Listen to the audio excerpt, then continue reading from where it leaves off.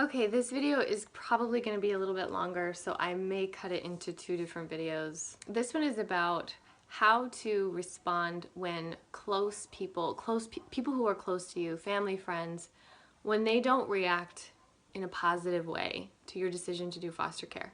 And I just want to say too, I would be shocked if everyone in your life responded in a positive way. If you didn't receive negative any kind of negative reaction or response. So just know that, I guess, going in, there's a very good likelihood that you will receive some kind of negative feedback when you tell people what you're gonna do. We had several different responses from several different people. We had some that were ecstatic and excited and ready to love and care for any kids that come through our home. And then we had some people in our life who were very upset because they were concerned about our kids, understandably so.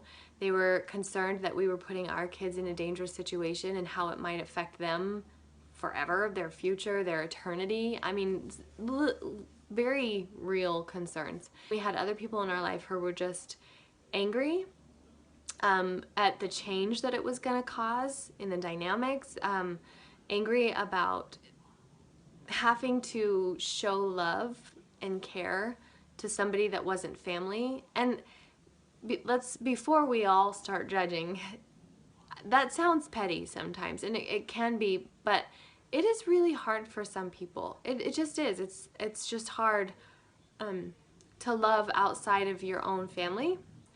And that is where an area where some people just need to grow and some people just need to change. And like all of us, we all have areas where we're lacking or where God needs to work in us. And so for some people, that's their area. And you will learn that when you set out to do foster care or adoption especially. I'm going to share my story. When we first told some very close people in our lives, I'm going to try to be discreet, but I keep slipping up. But I'll probably end up getting permission to post this anyway, just in case. Some very close people in our lives had a very hard time with the idea of loving these kids or being able to show love to these kids like they show love to our biological kids. Now, this is important. It is your job as the foster parents of these kiddos to protect these kids. Nobody else is going to do it. Nobody else is protecting these kids. It is your job to protect these kids physically, emotionally, all the ways. It's your job to protect them. You may have to protect these kids from your own family members, your own close friends. And here's why. So our first Christmas that we had our first placement, it was a rough one. He had been with us for 5 or 6 months at that point, so he was comfortable within the family for the most part. But Christmas is a big holiday, and it was his first big holiday in a strange place with people that weren't his real family. And so we were opening presents, and we noticed that he was keeping very close count of what he was getting and what our biological kids were getting. And in one particular case, the grandparents gave him an envelope with $20 in it. And they bought our biological kids these big toys, like a fire truck and something else. Now, as far as value, those probably cost $10. And he got $20, but he didn't see it that way. He saw theirs as bigger and better, and that must mean that they are loved more, because who am I? I'm just the foster kid. You guys, they struggle with this every day of their life. This is where I get emotional. They struggle with this every day, where their value is and who values them. And so it is your job to protect them. So if you have family members or relatives or close friends who aren't going to be able to treat them equally to your own biological kids, you might have to set boundaries. When we first started telling certain people in our lives about this, one particular person came over and we had a very long, I believe it was 3-hour conversation. Now, this person is someone who we have a very close relationship, and we can be open and honest and share and fight even, and we will be fine and even closer because of it. It's just our personality. So this person came over and let me have it for 3 hours. And I know that it was God that I was able to remain calm. When I'm passionate about something, I am not calm. I can be a bear. So God just really gave me the ability to remain calm and understanding. I had so much understanding for where they were coming from, even though I disagreed with where they were coming from. I understood it. And I want that. I want to understand when you are going into doing foster care or adoption, just try and have understanding towards the people who will come out at you with horrible questions or stupid comments. Just try to be understanding for where they're coming from.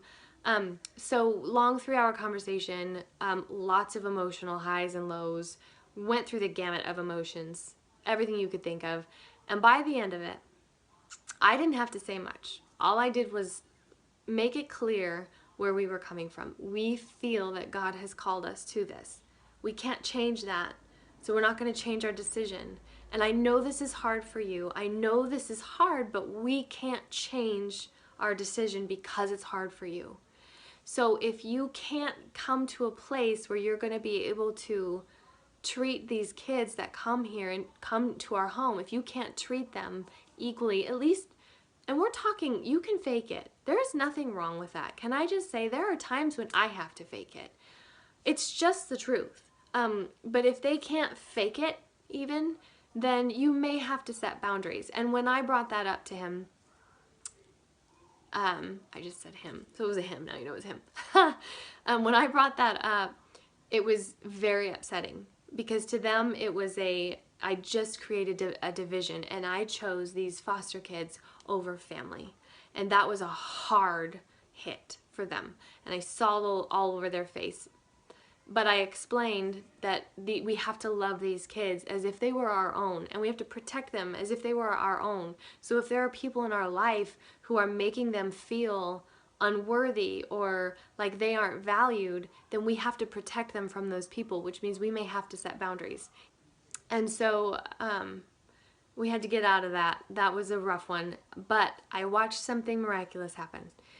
And this may not happen for everyone. It may take days, weeks, months, even years for some people in your life to just be able to accept this decision you've made. It may take that long, I don't know. For me, it was 3-hour conversation, and I was able to watch this revelation happen right before my eyes. So this person I was talking to, in his frustration of this, this division that I had just made in his mind between foster kids and family, he remembered a time when his dad had stuck up for his brother. So the situation was they would go and visit Grandpa and Grandma. And one of the brothers had a clashing personality with Grandpa. And Grandpa just treated him differently because of it. And it was very obvious. And this kid knew that he was treated differently. So their dad said, we can't come back and visit Grandpa anymore if he's going to continue treating so-and-so differently. And they saw it as heroic. They saw it as valiant that their dad would be willing to do something like that to protect them. And he had this memory and he compared it to us and said, I guess if you're going to be the kind of parents that you need to be, then you would need to set boundaries to protect these kids, even from family members. And it was this amazing revelation, and it was this understanding of, I have to change. I have to ask God to help me accept these kids, whoever they may be.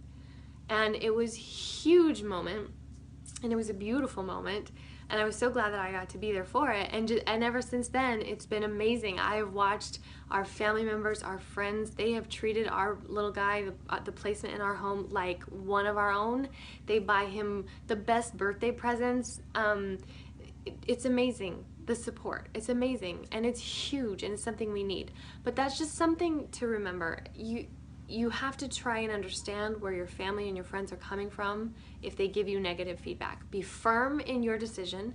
You know why you're doing this, and there shouldn't be anything that can shake that. And let them bounce their emotions off of you. And let God, you can't change the way they feel about it. I try to change people all the time, and it doesn't work. So you can just be firm in your decision and let them bounce their emotions off of you. And in time, I truly believe that God can do something in them, and you will hopefully see a supportive side of them.